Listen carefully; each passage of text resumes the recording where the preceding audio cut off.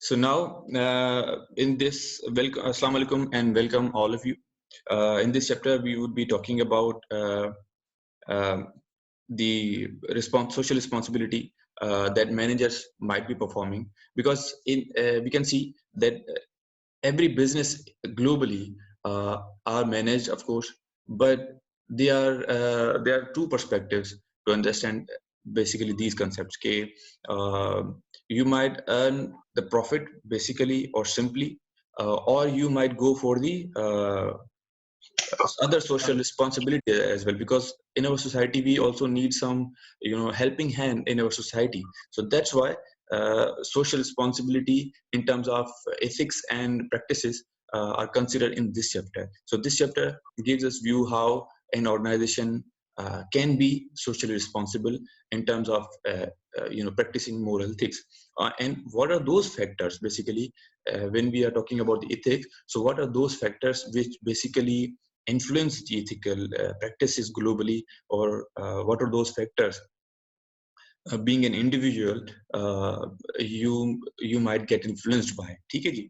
So here we can see here in terms of social responsibility, uh, these include three segments. One is from social obligations, the obligations of a business to meet its economic and legal responsibilities, and nothing more. This is what social obligation is. Meanwhile, the social responsiveness is when a firm engages in social actions and focuses on the present or current situation or condition, in which we can say, let's say there is a need of healthcare sector benefits or healthcare improved services, because we are facing COVID-19 right now globally. So in at least where we exist, being a business, we can contribute. Okay, these are our services, or this is something we can do for this epidemic. So this is social responsiveness towards particular particular need in a society at the present time. But to keep it on, but that would be uh, typically at that moment. The third one is higher than these two, which is social responsibility, a business intention beyond its legal economic obligations to do the right things and act in ways that are good for the society. So it means you are stepping one step more, you're moving one step ahead, and you are making this good practice as a policy and integrating it with your business.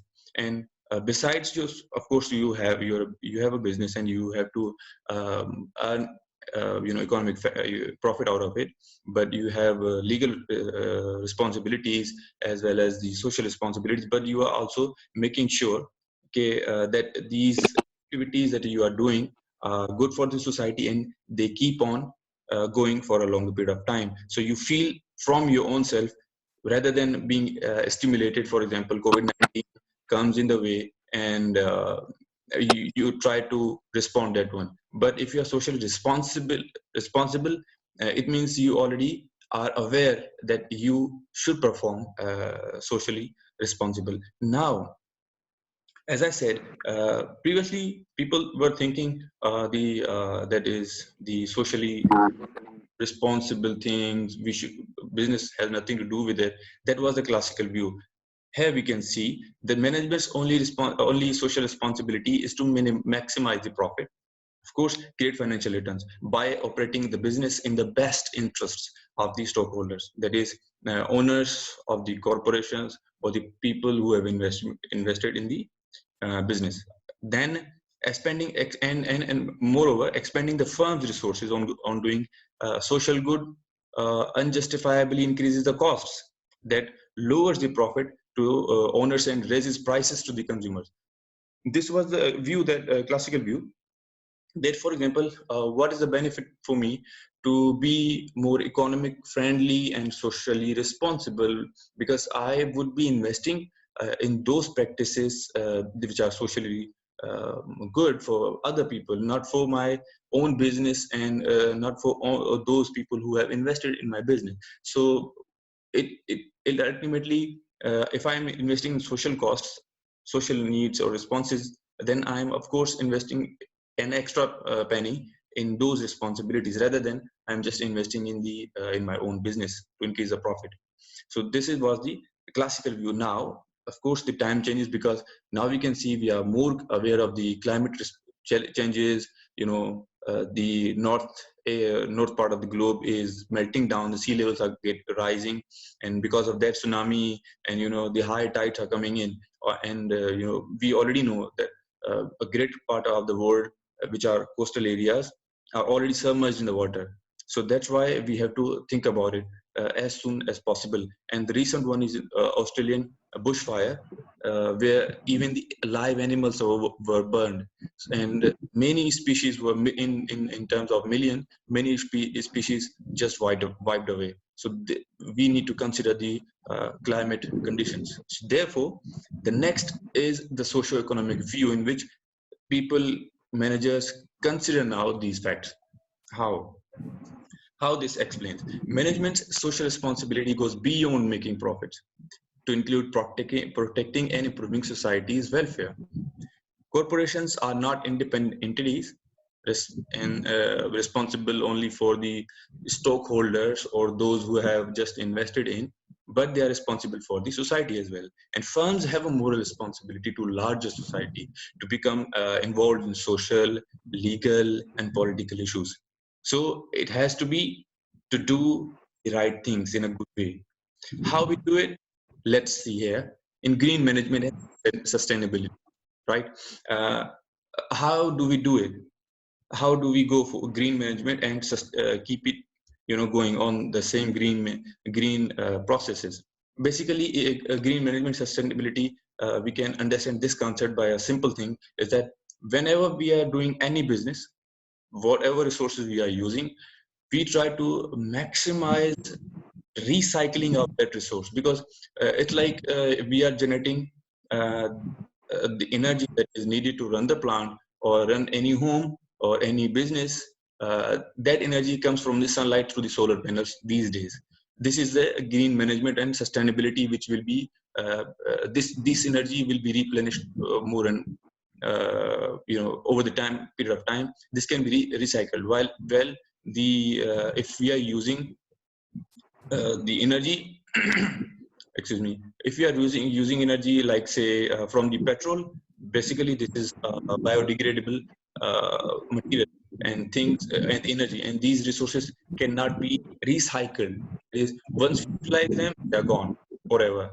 And this is making a big impact on the global health in terms of resources. So that's why we are going more towards renewable energies. This is green management and sustainability.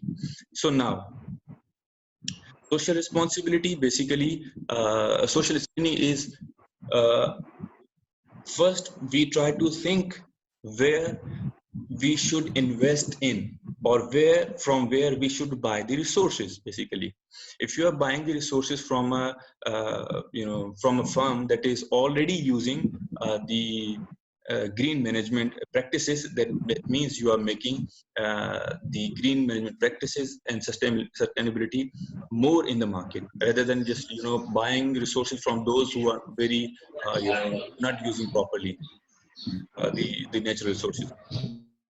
The second concept is green management. Basically, managers consider these things and manage their resources and think green about those resources. This is basically called the green management. Managers consider the impact of their business or organization on the natural environment.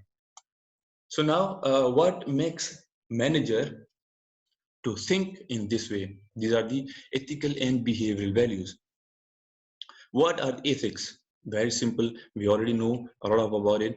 These are the principles that personally I believe. The values that I think this should be taken as the right one, and that should be avoided because it is a wrong thing. And beliefs that define the right and wrong behavior. So in that sense, the ethics are the principles, values, and beliefs that define right and wrong behavior. Values basically convictions about what is right, what is wrong. If I give an example, for example, if a dog is drowning in the sea, in the ocean, and you might notice it, and you try to save the dog. But at the same time, if a person, individual human being is drowning at the same time in the same ocean, right beside that particular dog, then what would you do? Which one would you choose? Now, here comes the value. You would give more value to the life of a human being, uh, in comparison to the dog. So that's why this is what is the difference between, choosing the value and how you value different things. We must now know what are the factors that affect the ethics of people. So in that sense, moral development is playing a major role. This is basically a measurement of independence from outside influences.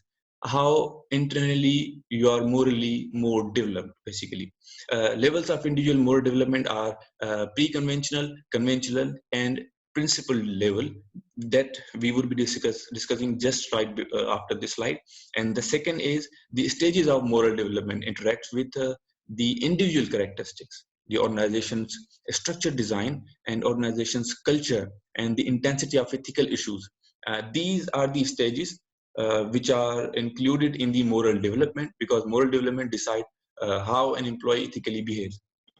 So that's why we will, after completing the three stages of measurement of moral independence from the outside influence of moral development, we will be later including the stages of moral development, and we will try to understand what are those factors which might include, in the moral development of a person to act ethically. Now, in this slide, we can see very clearly, rather than just following the text. Here we can see at stage, on the right side we have stages, left side we have levels that we discuss right now, just right now: pre-conventional level, conventional, and principle. Now, let me just give you an overview right now. Is that pre-conventional?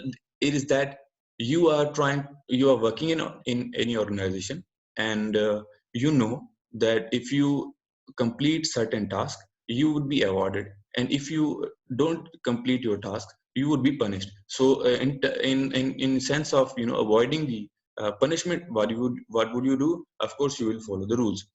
This is pre-conventional. And conventional is you are trying to moving a bit upper to that particular stage. In this, you what are you doing is that you are trying to uh, follow the others as well. You are trying to integrate yourself within your environment. This is what conventional level is. Mostly people do that, actually. The third one is the principled level. When you follow the when this is a more higher stage of self awareness, self understanding, and being aware of what is surrounding us, and making principles, and you define your values, and you come to know that this is my value. I should choose the right thing, and I should favor the right thing, and then I would be following the right thing. This is principled level. ठीक है जी? And now we can, this picture is now very much would be clear after this explanation. Pre-conventional, that is sticking the rules to avoid the physical punishment. Number two, stage two, following rules only when doing so in your immediate interest. Stage three, living up to what is expected by people close to you. Now you are becoming socially interacted.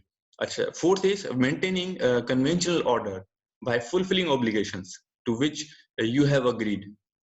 That socially, what have you talked about, what have you committed, and you are following those promises.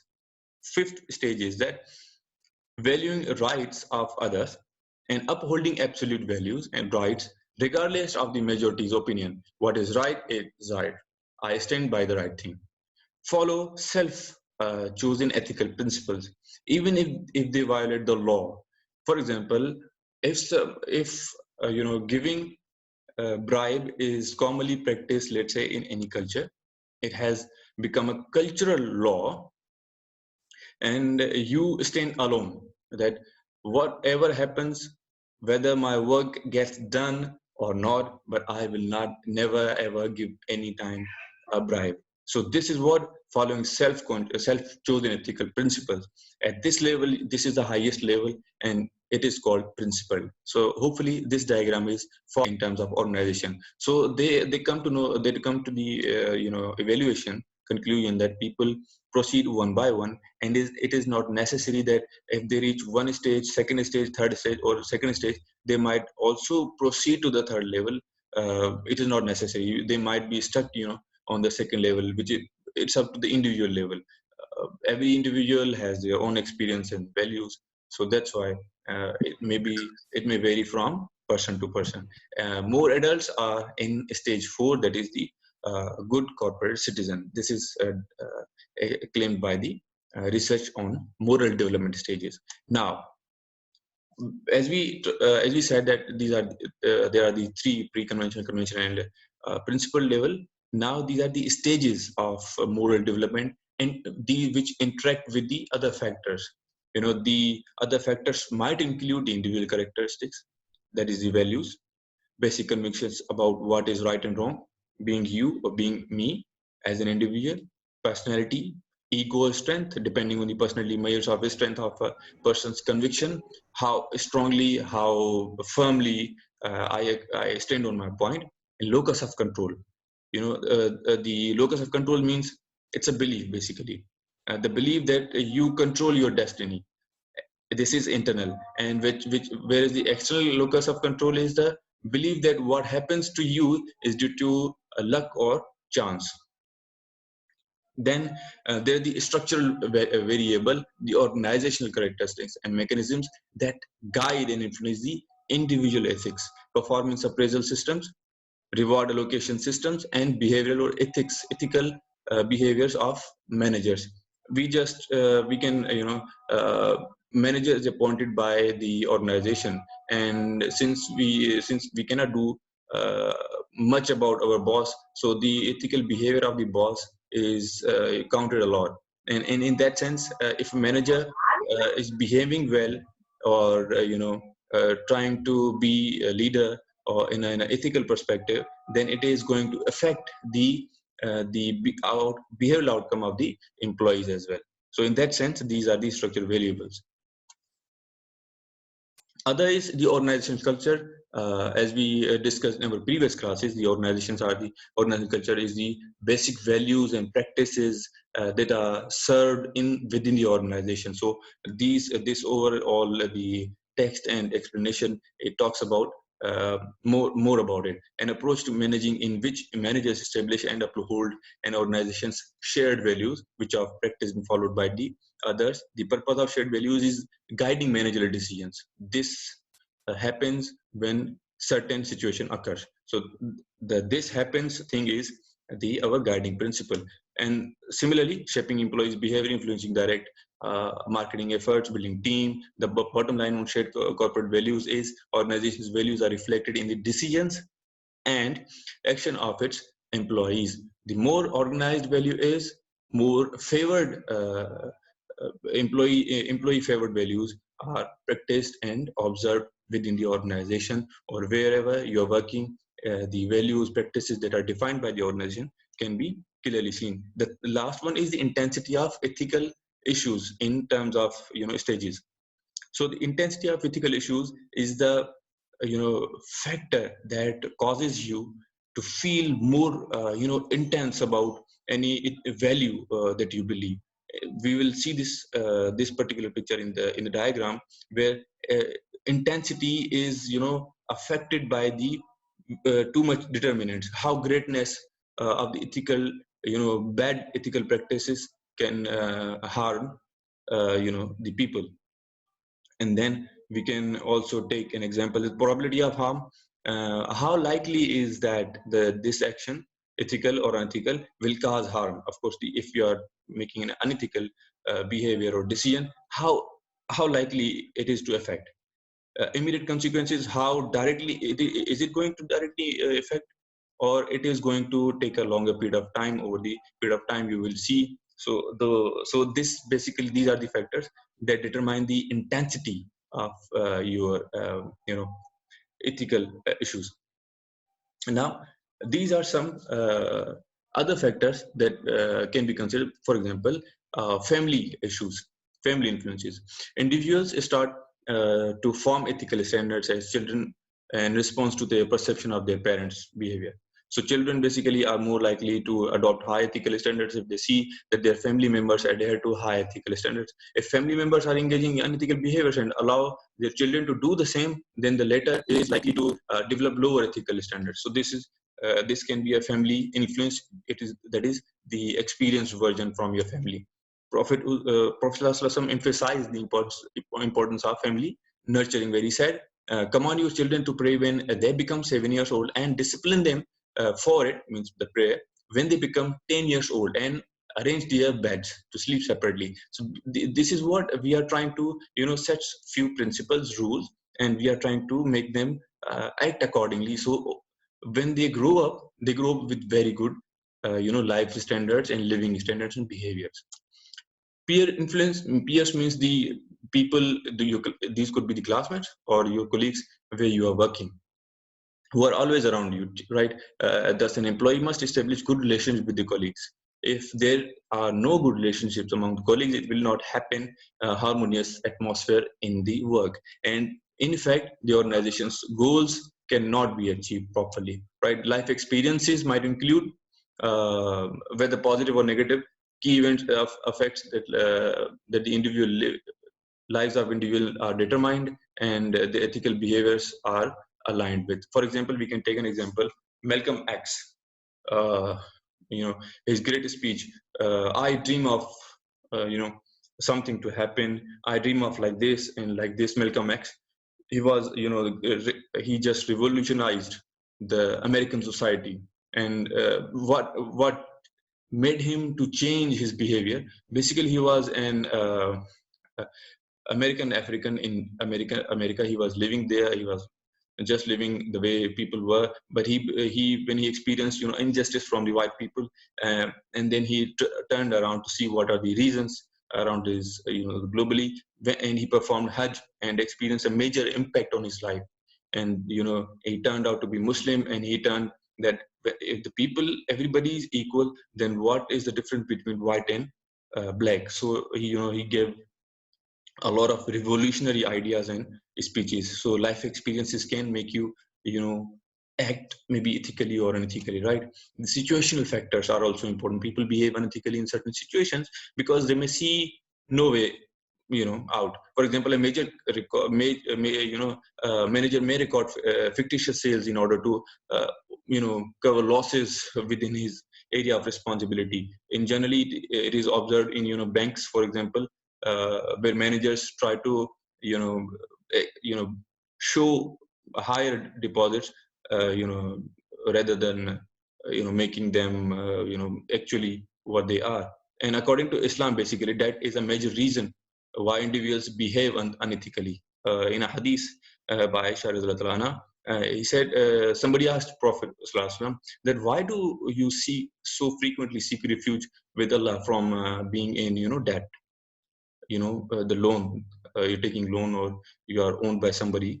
So the Prophet ﷺ, replied, as a person in debt tells lies whenever he speaks and breaks promises whenever he makes them, right? So this is a huge thing. So we have to see the situation factors can also affect us in our society. So the ethical standards are not universal, but social and cultural differences determine acceptable behavior. In one society, bribe is common and acceptable, but in the second society culture, bribe is not acceptable, not believable, it is punishable. So the internationally, if we see this one, the ethical perspective, the international context might differ in terms of social and cultural differences. While the managers can improve the ethical behavior in organizations, how? We are just moving towards the last few slides. So how managers can improve ethical behavior in organizations? Number one, list can go on, but we can see here is hire individuals with high ethical standards, establish codes of ethics and decision rules, lead by example, that I'll just explain a bit more about it, set realistic job goals and include ethics in performance appraisals. It means you give them target that are achievable, not fictitious or, unbelievable, unachievable, so that the employees can achieve them and you give them the proper appraisal in terms of performance. And provide ethical training you can give them. For example, if you certainly hire a person who is not behaving in a way that it should, you can give them training. Conduct independent social audits. Provide support for individuals facing ethical dilemmas. One of them, as we said, that ethical training can make a difference in the ethical behavior. Increases employees' awareness of ethical issues in business decisions. Clarifies and reinforces the organization's standards of conduct. Helps employees become more confident that they will have the organization's support when taking an unpopular but ethically correct stances. It means you do support for those employees who believe that values do matter, and ethical rules must be followed, and they believe, they must also believe, you know also feel the thing that organization will support us. So this is how ethical training can work. Finally, a leader can be ethical, and he can behave ethically by be a good role model, being by in terms of ethical and being honest. Tell the truth always. Don't hide or manipulate information. Be willing to admit your failures, right? Share your personal values. Be regularly communicating them to the employees. Stress the organizations or teams important shared values. Use the reward system to hold everyone accountable to the values, right? This lets us to end this chapter.